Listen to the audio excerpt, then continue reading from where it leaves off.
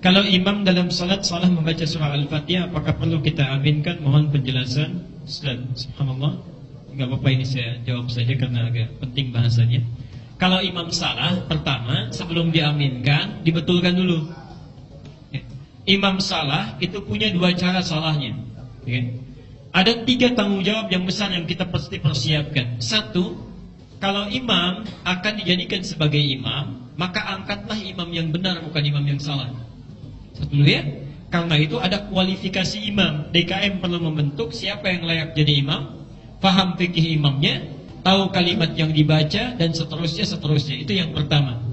Yang kedua, yang paling penting, hafalan kuat. Hafalan kuat. Karena itu ada banyak sekali anak-anak kecil yang tumbuh mulai balik, ya, subhanallah, bacaannya bagus, hafalannya kuat, dia dijadikan imam. Ya. Ibnu Abbas sudah menjadi imam dalam usia yang relatif sangat kecil, tapi sudah balik, sudah balik. Itu boleh, dan hafalannya kuat. Jangan terjadi seperti di Garut kemarin ya. Saya pernah terangkan di sini kan, waktu kajian yang lalu.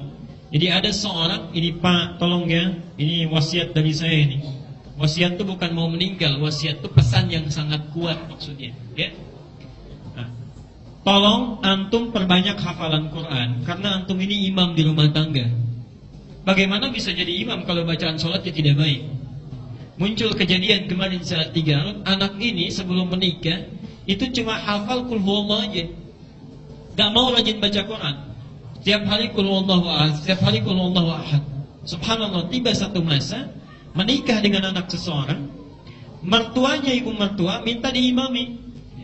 Jadi hari pertama maghrib qul huwallahu lagi, isya qul huwallahu lagi, subuhnya qul huwallahu lagi. Hari selanjutnya kata mertuanya, nah bolehlah rakaat pertama qul huwallahu, tapi rakaat selanjutnya coba cari surat yang lain ya.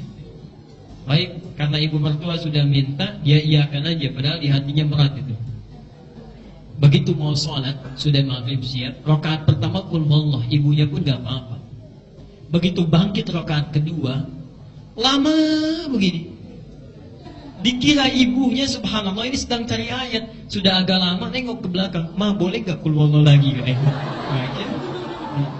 Itu sesuatu yang terjadi nyata, tapi perlu kita benarkan. Saya dapat pertanyaan itu waktu di Garut kemarin, sepulang dari Panjalu. Jadi pertama, angkat imam yang paham bacaan dan mengerti. Kedua, kalau tetap salah, itu biasa. Karena di Makkah pun pernah salah. Ya. Saya bulan Mei yang kemarin, itu alhamdulillah Allah berikan keberkahan, kita sempat ke Makkah, itu imamnya keliru. Lakabiratun dibaca lakabiratan. Tapi karena imam itu hafal, tahu ada yang keliru, dia kembalikan kesalahannya. Di sini ada fikih, kalau imam keliru, satu, tunggu dulu. Jangan langsung kita ribut membetulkan. Diamkan dulu, dia akan berpikir. 1 kali, 2 kali.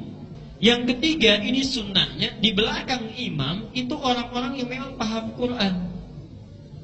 Jadi kalau kita sholat misalnya di depan, di belakangnya itu orang yang bisa, mohon maaf, menggantikan atau membetulkan cara imam menunaikan sholat, jikalau beliau ada hal yang terlupakan atau harus membatalkan sholatnya.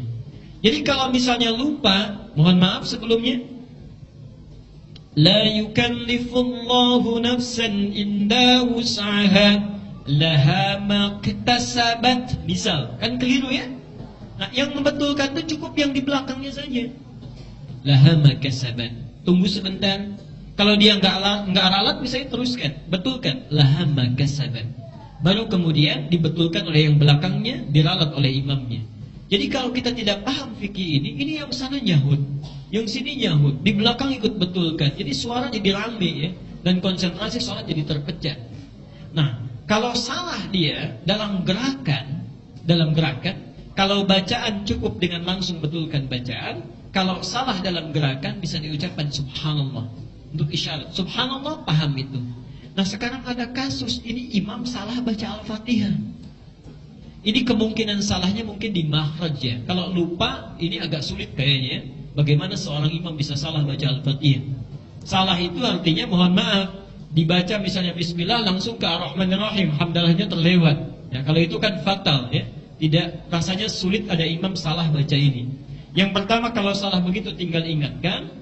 Kalau salahnya di makhrajnya, barangkali tidak ditemukan yang lain, hanya yang ini dulu, sementara belum datang yang lainnya. Yang pertama, diminta terus imam untuk belajar. Kalau yang kedua, memang makmumnya pun tidak menguasai makhraj, imamnya yang keliru ini, maka saat dia belum betul bacaannya, hadis sahih membenarkan bacaannya yang sampai kepada Allah.